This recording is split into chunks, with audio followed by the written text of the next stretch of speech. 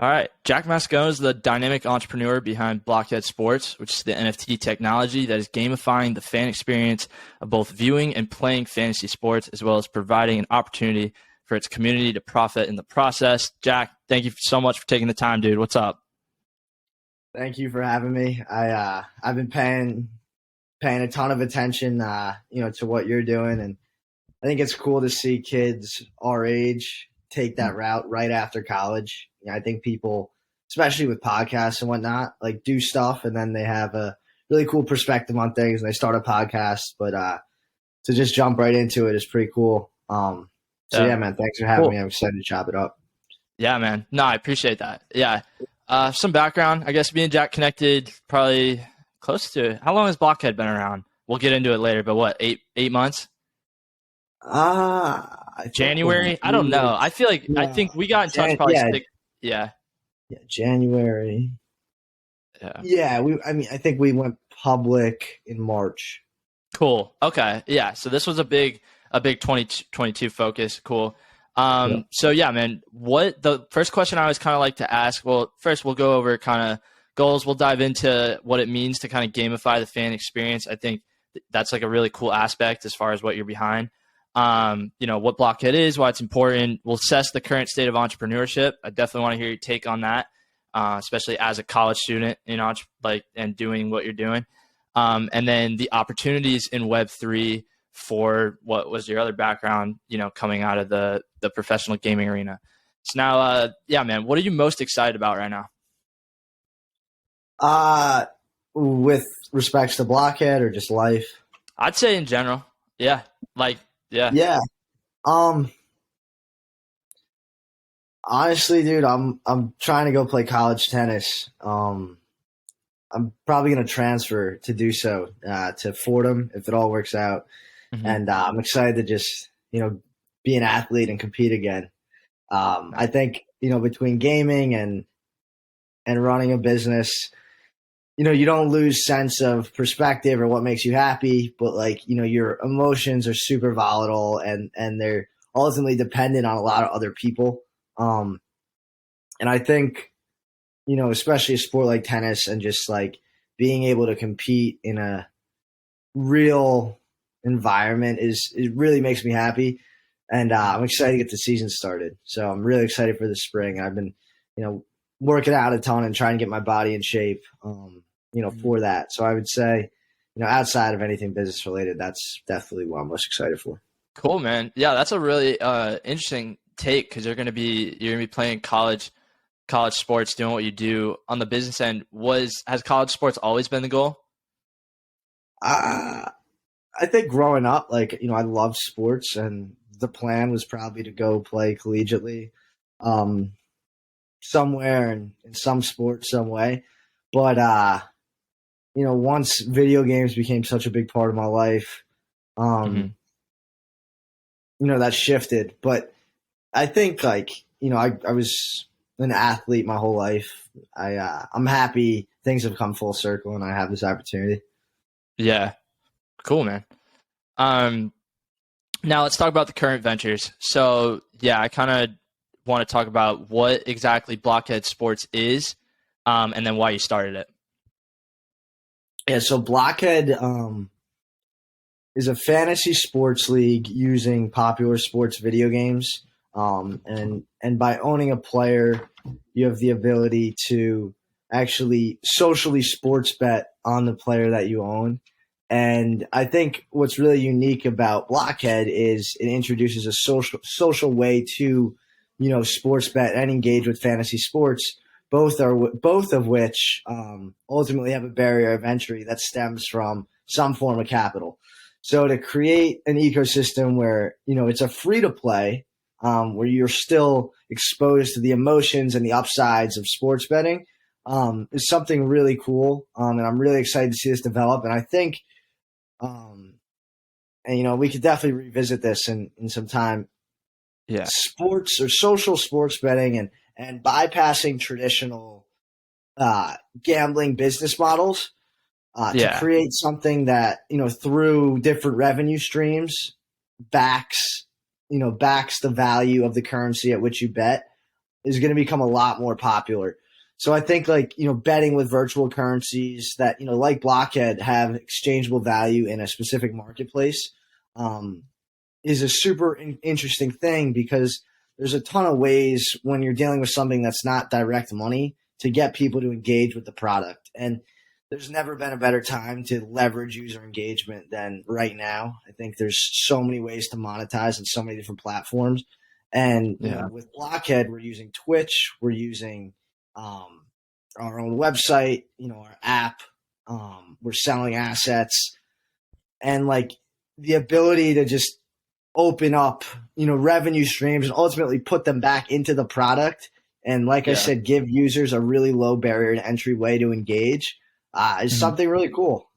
So, I think that's the bigger picture behind Blockhead, but I started it because I understood like there was room for this. Like people are so, sports betting, fantasy sports is such a big staple of the degenerate, not even degenerate, but economy. Honestly, like there's consumes a lot of professional sports now, and you can take the same emotions that are created from those and put them on a different platform, right? And that's why we're using these popular video games, and we're not we're not directly sports betting.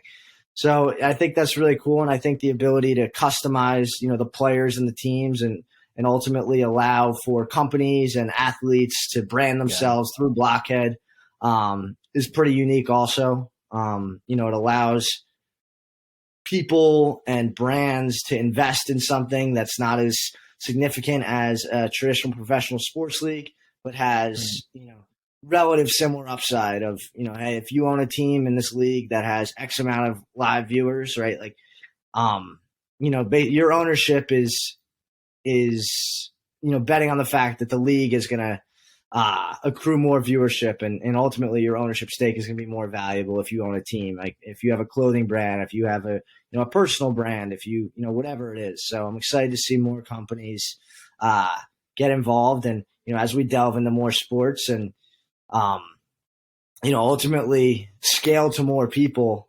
I think this is going to be something that's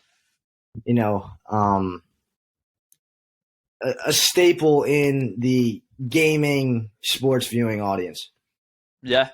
No, cool. I mean, there's definitely a lot to unpack there, because you hit on obviously the big thing that stands out, and to the NFT viewers that are watching this, is the utility.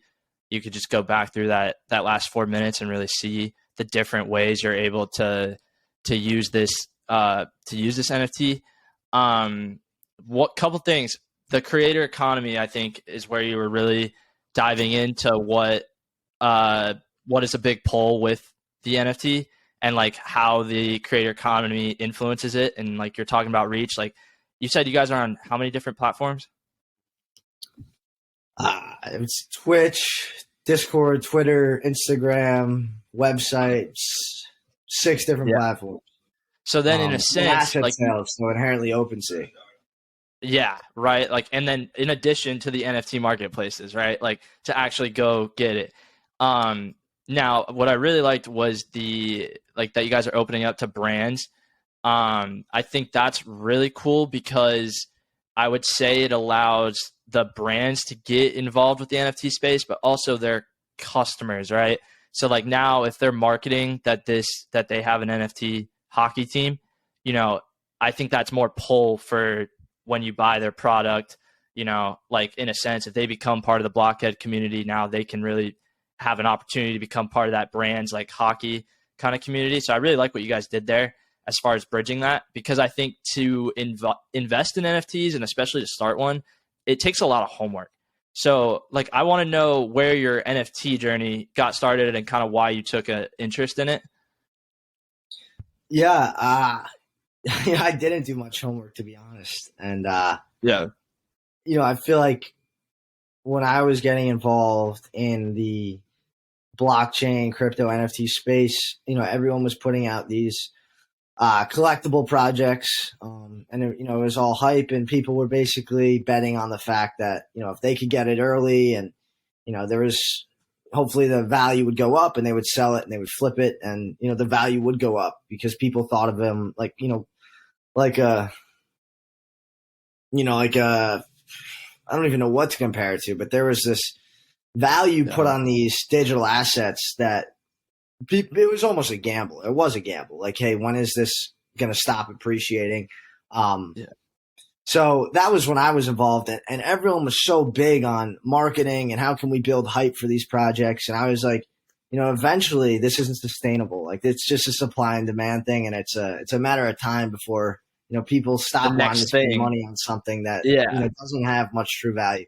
So I was like, the whole idea of distributing ownership and having the assets in which people own not be relegated to any KYC in the sense of, hey, anybody can buy this if they have cryptocurrency. I think that's a really cool thing because I think, your business is immediately opened up to, so many different people. So I appreciated that. And then like at the same time, you don't have to build out a database and a technical infrastructure that has, X amount of user profiles, and, you're not responsible for people's, there's a million legal things that having NFTs kind of takes care of. And I think like the business model of Blockhead was always something that I was big about, bypassing any turmoil in the market. So I was like, how can I make this make sense if all these NFTs tomorrow are no longer worth anything and people are scared of NFTs? And, we've had to pivot, honestly, in the last 4 or 5 months and learning how to create a product that, didn't use the word NFT and, ultimately work to something where you didn't have to have an NFT to get involved in, and, have the NFT be a addition and a bonus per se if you want to accumulate more coin.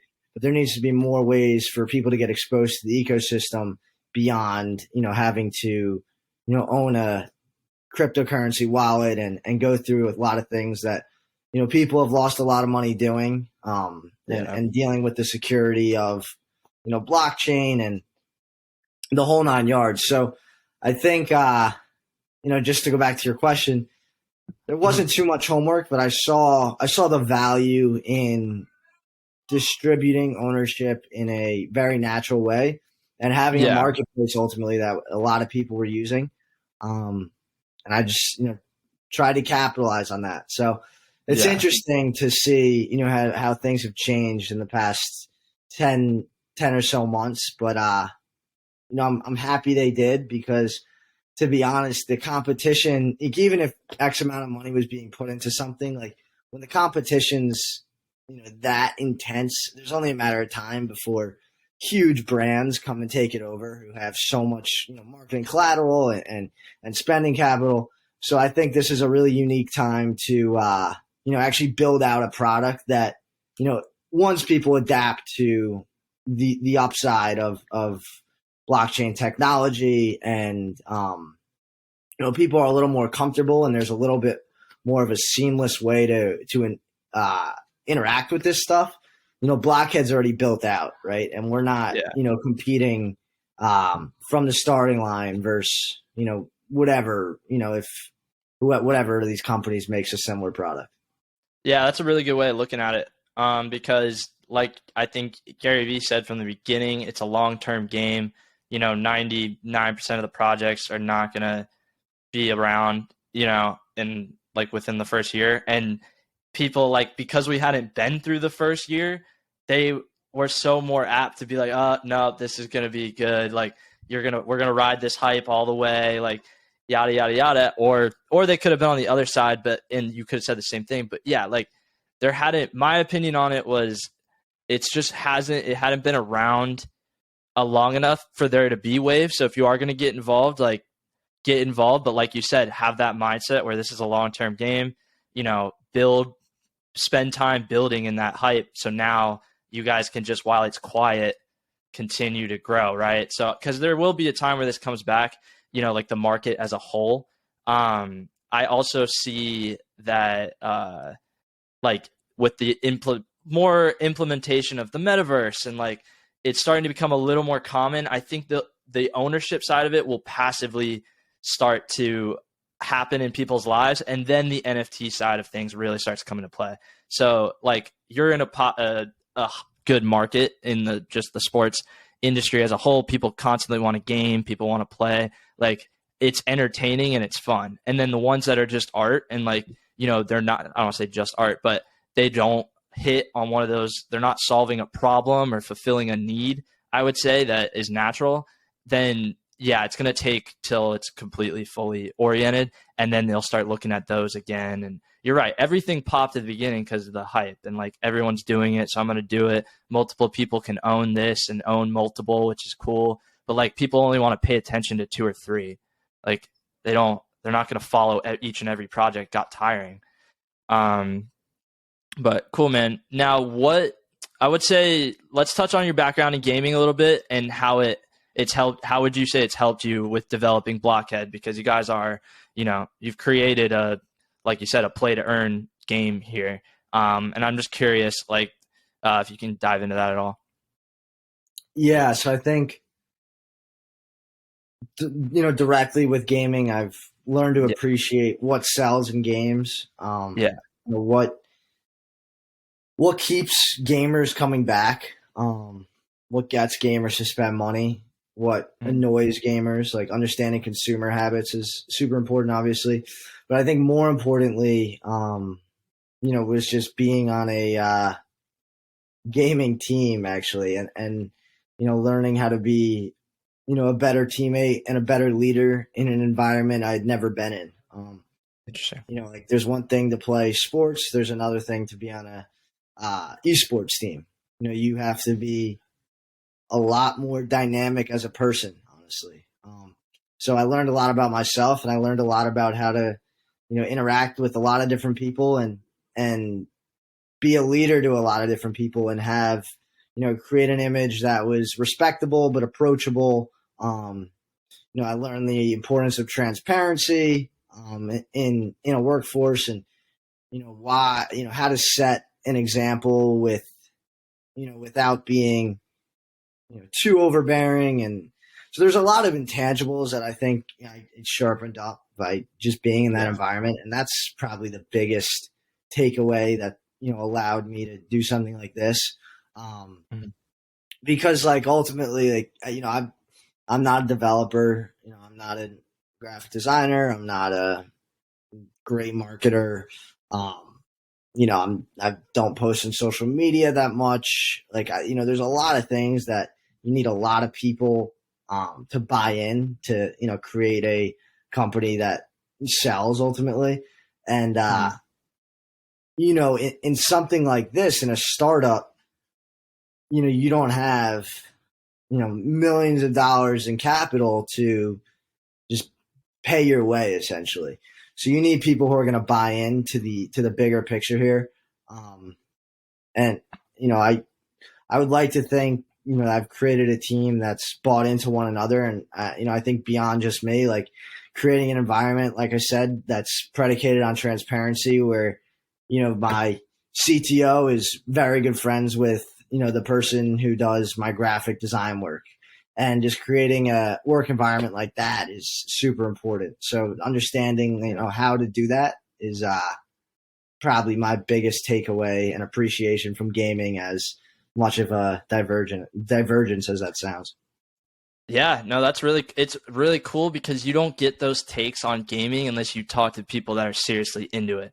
So that's like how you can tell, like when somebody's just like doing it and they like talking about it, and the people that are actually like they're providing value by participating in it, and then they're like you're gaining a certain level of knowledge out of it. So that was really cool. Yeah. Now, what key components do you see in brands that last? Is there any business models, or you could even go people with this, that you'd say you try to replicate your style off of, or like anybody been a big influence into kind of what you're building? Yeah, I think a company that we look at as a team a lot is Barstool. Cool. I think what Barstool does a really good job of is being very flexible in how they pivot and how they adjust to what's going on, and having pieces in place that are ready for any change in, media attention or the world. So I think like being multifaceted and being willing to constantly adjust and not be hard headed is super important. And there's one thing to say that, but then there's another thing to have an infrastructure that's ready to deal with that. So I think to put that into to make that a lot more tangible, like you need to have pieces in place that you can co-brand with in a multitude of different ways, right? Like this might be attractive to an endemic gaming company, but how can I make this attractive to a Ford car company, to Ford or to the Honda, right? So like, there needs to be ways for you to reach a ton of different audiences, because ultimately, if the market shifts and somebody, something's hot, like you got to be able to tap into that when you have more of a, a a widespread brand per se. So I think Barstool is somebody that we look at a lot, and I have a ton of respect for how they do that. Cool. Yeah, no, I could definitely see the similarities. I've always liked the Barstool story, because I mean, you talk about like just starting here and then not stopping for 13 years, I think it was, and then okay, like still going now, engaging in new markets. I mean, if you would have told me they weren't, like, it took him probably 15, 16 years to get heavily involved with college football, when he was like, I just would have thought that would have been the first thing he hopped on. But like, it's very interesting, and it's cool to see how they've expanded now, doing the casinos and they're getting their own bars. Like it's very interesting. Okay, I have a couple things kind of rip through here. Let's go back a little bit. I kind of wanted, where did your business journey kind of start? And like, does it all kind of make sense now? What did you say? Are you, I guess a better way to put that, are you surprised you're doing what you're doing right now? Yeah, I don't know. I went to a student leadership conference in my junior year of high school, and Okay. There was like 250 different innovations that we had to pitch, or like we sent through a committee, and then like the top 25 pitched it, and I actually won the competition. And ever since then, I just been very, not even just entrepreneurial, but like solution based beyond being Yeah. entrepreneurial. So like, hey, let's create a product, but like, why won't this work? Why will it work? Like, Yeah. Really just like market driven. And I think just trying to, long story short, understand like how can my lifetime value of my customer outweigh my customer acquisition costs. And obviously that's, the baseline of any business model, but like understanding when thinking of an idea, kind of just internalizing that concept, is something that like I always try and think about. So I think like ever since like, that junior year of high school, I've always wanted to do something, but I was always playing sports, and like I was always so, almost too competitive for myself. But yeah, man, Cool. yeah, I guess that kind of answers your question. I Yeah, always no, ask questions I too, like relate a lot. Yeah, answer. it's just funny to hear you say that, because I think my drive definitely came from just never stop playing sports, like up until my last year of college I stopped. Like it was the uber competitive side just translates into business really well, and I was always seen as like the leader of a lot of teams I was on, as I'm sure you were, and as you've talked about. And so like it does translate into the industry very well. So I'm not surprised to hear you say that at all. But that's cool. Junior year is about when I started my first company. Yeah. Just to expand off that, like Yeah. when you play sports and when you're I guess like you said, a leader in a team, there's like a sense of inherent accountability and like forced perspective on, not taking any shortcuts and, really understanding how you can be an asset and make people, put the pieces together, in the team for the sake of the bigger picture. And that's a common denominator of anything anyone does that's team oriented in life. But I think just not being complacent and maintaining perspective and, not getting too high, not getting too low, but like genuinely not getting too high, not getting too low is something that you learn, playing sports, whatever, that is just like so important. Yeah, I've literally seen it when you do take that not riding the highs or the lows too harshly, like you try to stay balanced. I think Drake talks about this a lot, and he talks about how he just never enjoys anything like too much. When you do it around a business and you see how the numbers affect your life, you really wake up to it. Like this has been my first year like diving into it, and I've just been hard for 6-8 months, just no school. So it's been like I've seen really good months, and I've seen like thinking I was straight, and then I've seen what it looks like on the, like you have to see the ups and downs like as the same thing. Like everything I'm losing, I'm learning, and everything I'm winning, like you don't want to like, oh, somebody said this really well. I was watching a podcast and he quoted it from Grant Cardone, but he said, don't lose tomorrow's success, or don't waste tomorrow's success on today's success or something. Don't use today's success to ruin tomorrow's success or something like that. And I was like, yeah, that's very, very valid because it can be your biggest enemy.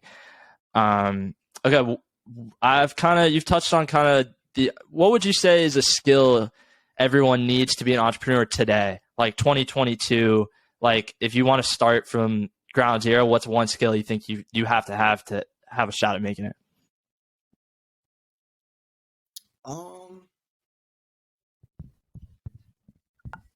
I think, being,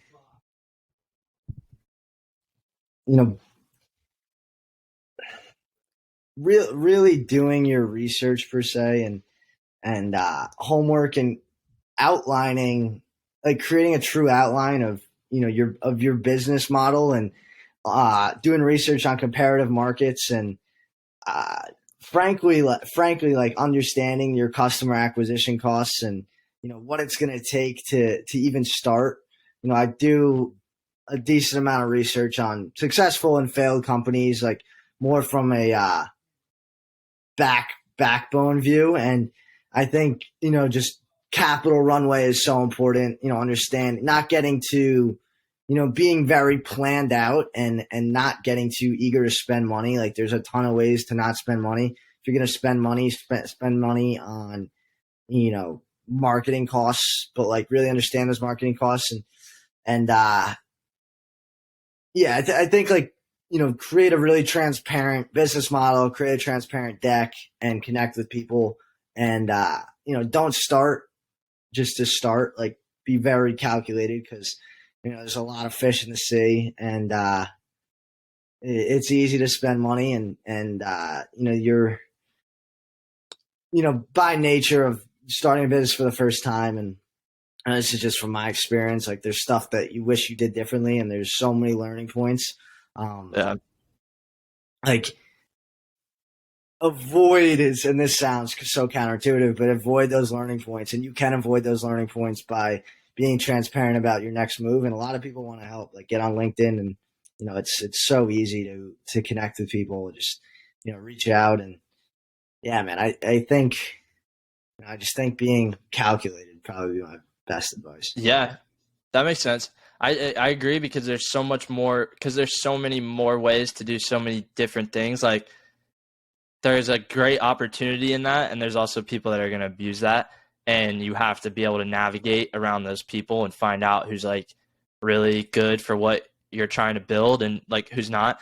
And that's the blessing, right? Like you can go on LinkedIn and find the person who's been through all the growing pains, or you can go find the course that, teaches you how to start that business you want to start. And these are typically, it's from guys that have gone through the growing pains. Now they're teaching you how to get around them. And your investment is to skip, like you just said, that place. I like where you went with that because I've always been a big proponent of like, I guess I should state that by like, I think we come up thinking you got to go hard, you got to hustle, you got to, like, it's this brutal, ruthless, like, process. And that's why people don't even get started. And I'm like, but it's not the case anymore, right? Like, it's not 1985. Like, you can go on TikTok and YouTube and go to these courses and find these people that are doing, you know, what you want to do. And if you take that part seriously and just train yourself, and you, like you said, you have the patience to, like, be calculated and, like, you know, lock in, then you're right. You're not trying a million different things, and you're probably not going to fail. It's not going to suck because you got to step by step on how to do it. It's just, there's a lot of people that aren't willing to do that. They're not willing to take the patience it kind of takes to do that. Patience is everything. And just, it's such a virtue, but, like, you know, there's obviously needs to be a bit of urgency, but, like, the urgency should be in the preparation, not in the execution of things. Like, you know, take it slow, you know, spend most of your time preparing, and people will help you. The easy part is seeing it all blossom, and people want to be with you on the easy part. So, like, if you can do that hard part, if you can outline everything, good things come from that. Yeah. Cool, man. Now, this is the one question I throw to all the guests. So what are 2 questions you have for the host? And then I'll get into the last 2 kind of for you. That'll cap this off. Yeah. What has been your biggest, I wouldn't say, I would just say, you know, what has been your biggest challenge or hopeless point, I guess, in doing something like this? Because there's no like roadmap to it, right? Like, you're doing something that some people do and do incredible at, some people do and fail. I know you're trying to do a lot of different things, and, like, you know, when you do a lot of different things, sometimes you're so focused on a lot of different things that one thing, like, you know, my dad told me something once that was really cool. It means, you know, I was talking about equity in something with him, and he's like, you'd rather own a little bit of something than a lot of nothing. And I think, like, when you're an entrepreneur, sometimes you're like, you own a lot of nothing. So what moment have you, or, you know, what is your biggest struggle in this whole process? Yeah. Well, the biggest thing on that is, you want to look at it like, it's just, for me, I look at it, it's all one thing.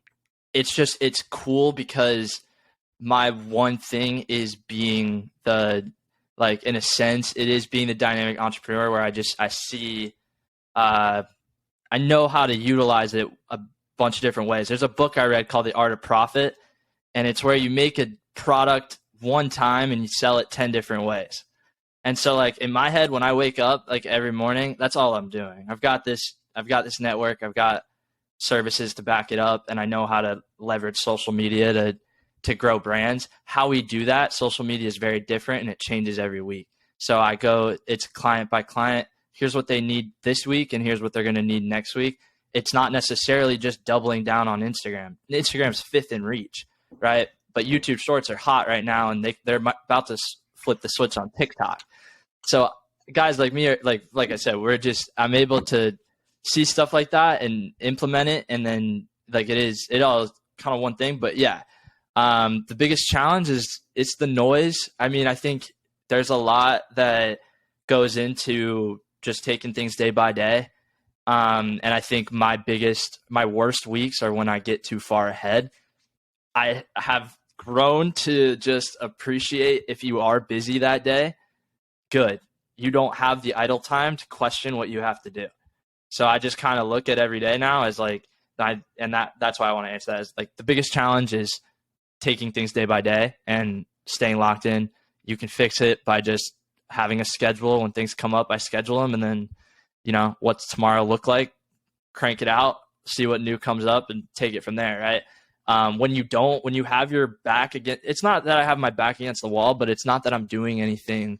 I've graduated, I'm not working another job, you know, great. That's the time to fill. That's the point, right? I'm glad I have, you know, 6-7 hours a day that I can just fill my schedule and, you know, produce, you know, and a lot of that is self-growth in the morning, like taking that time, right? Like, it's a blessing to not have to start my day till 10:30 in the morning, but, you know, then I go hard till 6 o'clock at night, and then, you know, you dial it back in. Like, I think you choose one or the other. Either choose, in my case, you either choose kind of the 8 hours. Here's what we're going to tell you to do, and go do it. And this is what that last 6 hours, if you have any energy left, is what you get to do on your own. Or you use that 8 hours to take advantage, because then the opportunities present themselves. When you're free and you do nothing happens. So, like, long story. That was extended, but yeah, I think I had to go there with that. No, that makes total sense. I guess for my second question, bounce off the first one. What's your biggest fear? Like you said, you know how to counter being busy, or that's to be honest, the answer to that was almost like, my biggest weakness in the interview question is that I'm too hard of a worker or overachiever. Like, what is your genuine biggest fear in all of this? That it probably doesn't work out, right? Like, it's tough because I don't know. I've kind of I had this similar, I don't know. My biggest fear, just to be funny, is like I just don't fuck with heights. like my biggest fear is I just don't bang with heights. But my fear with this, there isn't, it sounds so cliche to say there isn't. It's just the only fear is that you get too lazy and no longer are willing to adapt, because then I just fall back into doing what's, I could just fall into something that will tell me exactly what I need to do. I guess, yeah, the only fear is that you question yourself too much and you self-sabotage. But in my opinion, going back to what I talked about earlier with even NFTs, I've only been dead serious about this for 8 months. So what does it look like when you're dead serious for 3 years? Right? You don't know that till you are. And I kind of ride that wave being 22. I'm big on just that we have a lot of time here, and we have a lot of as long as you're producing and you're paying the bills, why not? Take advantage. Not doing 10, 20K a month, but you're chilling, you're okay. You're fine. And as long as it keeps that point, yeah, you don't really, I don't know. It's hard for me on that end because every time I fear losing money, it eliminates when you can make it back. You only got to do it one time, as you probably know. There's no question in my mind I can solve a problem, sell it 5 times, and make what I need to make. It's just choosing what to do, and like you said earlier, kind of staying locked in on my one thing until that sees its end. Yeah. Mm-hmm. Yep. No, that makes sense, dude. Cool. That's cool. Now, what do you want to be? How do you want to be remembered? It's a big question. Or I can phrase it this way, because I heard another podcast host do this. Shout out Ibrahim. It's your last day, and you can leave you can't leave anything materialistic to your family or physical. You can just leave these words. What are you leaving? Words of wisdom.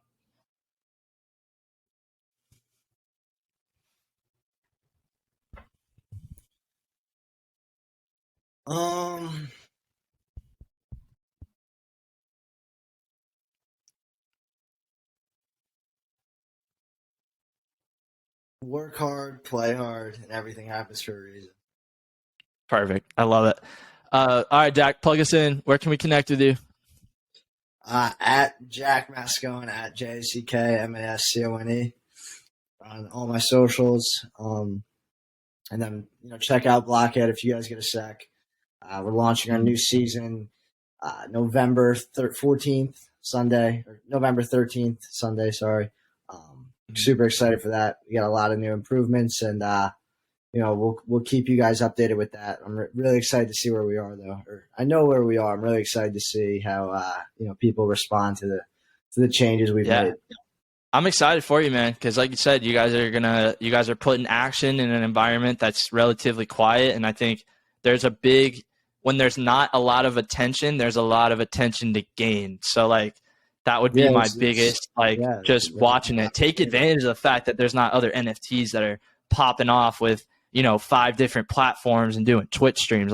Good. If you're in the NFT space, if you're into the fantasy sports place or the sports space, and you want a different viewing point or something you can watch on a Wednesday night and make money off of, then this is this is kind of your ticket to that, and it's early. So like the people that buy in now, like we say 5-10 years from now, it's like